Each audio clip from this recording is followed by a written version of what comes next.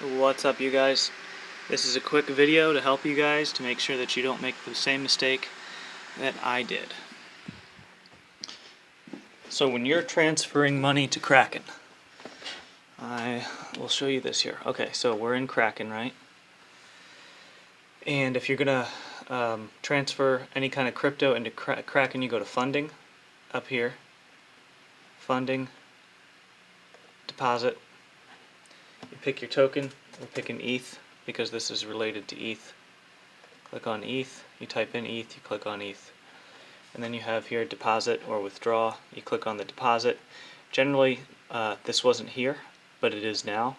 If you pick this, Ether Hex, I'm not sure what Hex is, it'll tell you that the deposits of ERC20 tokens to this address will be lost because they're phasing this out and doing this one instead. They say that the point of why they're doing this is to minimize fees. Now, keep in mind when you're transferring to this address, this is a contract address, which changes the nature of the fees, and transactions can fail, and if a transaction fails, you lose the gas fee. So, I'll show you how to make sure the transaction doesn't fail. Here's an example of a transaction failing. So here we've got this transaction that failed last night. We've got the transaction hash here. Status, fail, what block it was part of, the timestamp, where it was coming from, where it was going to. See how it here says contract and then has my address? Warning, error encountered during contract execution, out of gas. So there's more information about that value, how much I was trying to send, transaction fee, which because it failed, the transaction fee was taken and the amount that I was trying to send was sent back to the original wallet. You can click here to see more. You can come to a page, the Etherscan page, when you click on the transaction hash. So here's gas price, gas limit, and gas fees. Gas fees are the combination of the gas limit and the gas price. I don't know that much about this stuff, but the stuff that I do know I'm sharing. I believe that gas price times the total of the gas limit that was used will equal the gas fee. So in times past, when you go to send Ethereum, here I'm sending from my wallet, that is the Atomic wallet, or I'm not sending, but this is an example. Here I would set my gas price to the lowest.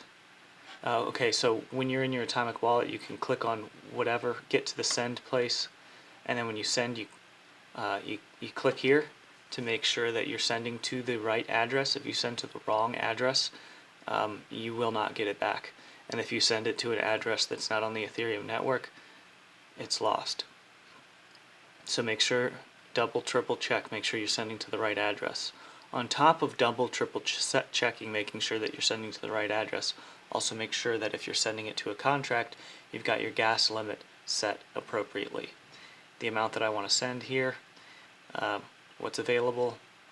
In times past, I would just set my gas price and my gas limit as low as possible and then hit send, put in my password, and then wait. Because the gas price I set really, really low, it would take longer. But in this case, it's a contract. So contracts cost more. So because it's a contract, what you have to do is take what I suggest you do. What I did is I took this gas limit here and I set it all the way up to as high as it could possibly go. Because the problem is you see here, it says gas limit, which is what I just set as high as, see how it says 21,000? That's as low as this will go. I had my gas limit set to 21,000 like in times past, and Kraken's not warning about this on their website at all. You go to how to send ETH and it sends you to a page that has no warning about this. Here's your my gas limit was 21,000, and you see here gas limit and usage 21,000. 100% of the 21,000 was used up. warning error encountered during contract execution out of gas. Okay. Now this, when you set this to when you set this as high as you can set it, it does not mean that it's going to use the full amount of gas. What it means is that you're leaving basically a little deposit within your account to make sure that it can use up to that amount of gas, but it won't use the full amount if it doesn't have to. In case you're wondering, the way to get to that is this little button right here, set fee, and that brings this down there. So you can also go to history. This is the transaction that did go through. You can click on the transaction hash. It should give you a link to Etherscan. Here's all the information about the hash. Here's all the information from the hash. You see here it says success instead of failure, and the reason that it was successful in this circumstance was because it was able to use the amount of gas that it needed to. In this circumstance, it was the gas limit that I set to like 300,000 or something in the neighborhood of $70 to $90. It used 49,806. Here is the limit that I set. Here's the amount that it made. Here's the percentage of that amount that it used. Here's the actual gas fee. The GUI was 64 and some change, which translates to something in the neighborhood of $14 here. $13.83.